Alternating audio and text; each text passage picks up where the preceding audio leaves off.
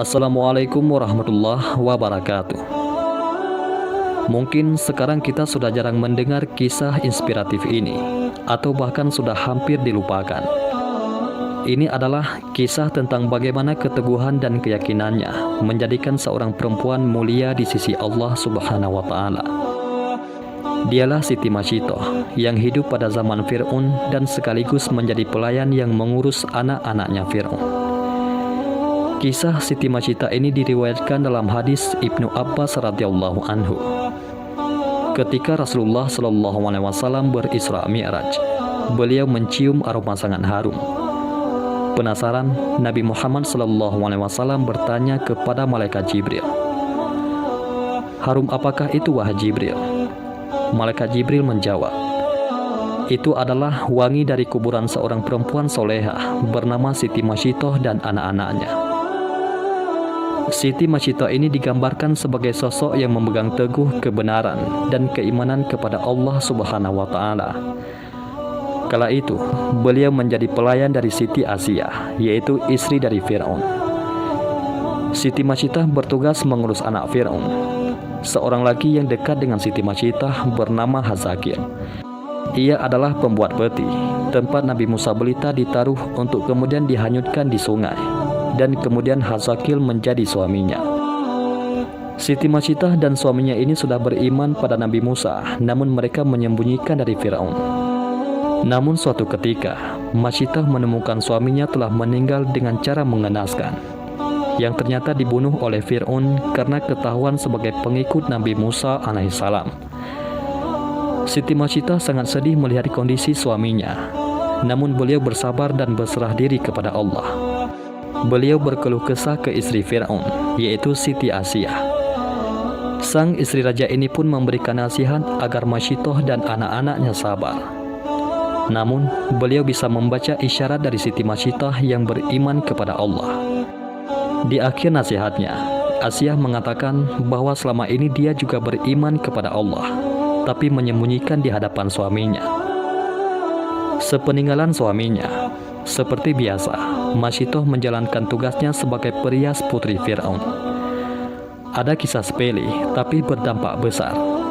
Gara-gara sisir yang terjatuh, akhirnya terungkap jati diri Masyitoh.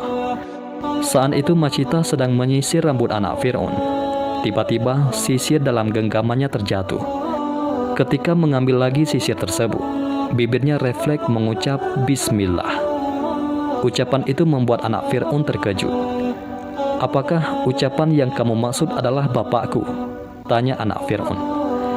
Siti Masyitoh dengan jujur mengatakan bahwa maksud kata itu ialah Tuhan sesungguhnya, bukan ditujukan untuk Fir'aun, yaitu Rabbku, juga Rabb ayahmu, yaitu Allah, karena tiada Tuhan selain Allah, kata Siti Masyitoh. Jawaban itu membuat anak Fir'aun tersinggung. Berarti ada Tuhan lain kecuali bapaknya. Anak Fir'aun itu mengancam melaporkan keyakinan Masyitoh tersebut kepada bapaknya. Namun Masyitoh tak gentar, karena ia yakin Allah adalah Tuhan yang sebenarnya, bukan Fir'aun. Laporan anaknya membuat Fir'aun murka. Ia tidak menyangka pengasuh anaknya adalah pengikut Nabi Musa. Masyitoh dipanggil, lalu ditanya oleh Fir'aun, "Apakah benar apa yang disampaikan anakku?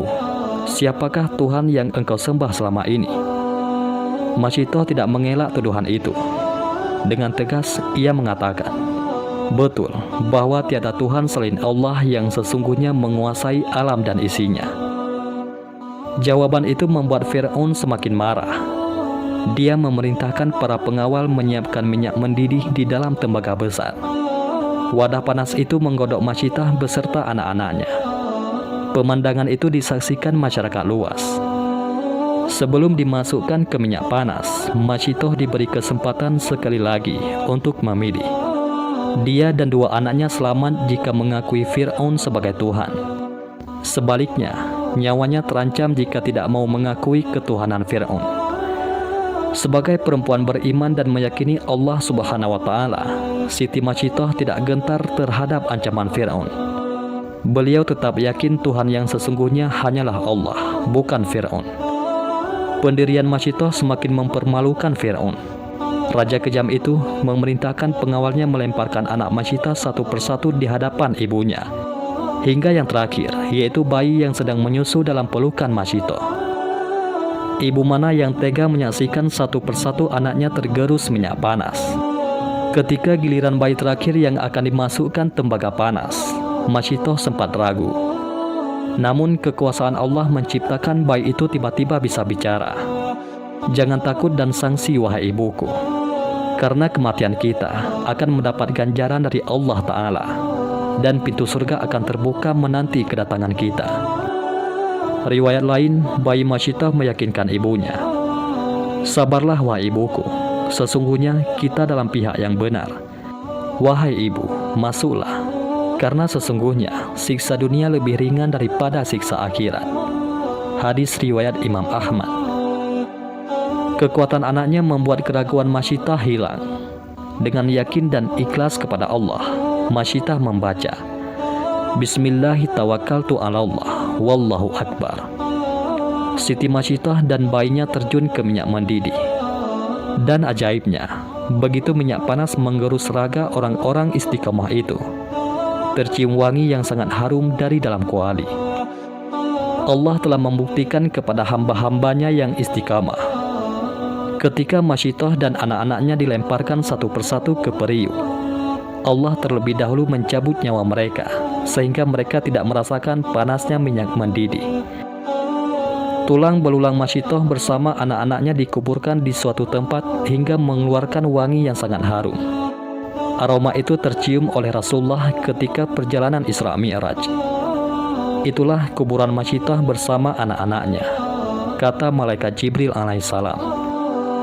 Demikianlah kisah seorang perempuan solehah bernama Siti Masyitah yang tetap teguh memegang keimanannya walaupun dihadapkan pada bahaya yang akan merenggut nyawanya dan keluarganya. Dan Allah Subhanahu wa Ta'ala pun memuliakannya. Wallahu a'lam bishawab.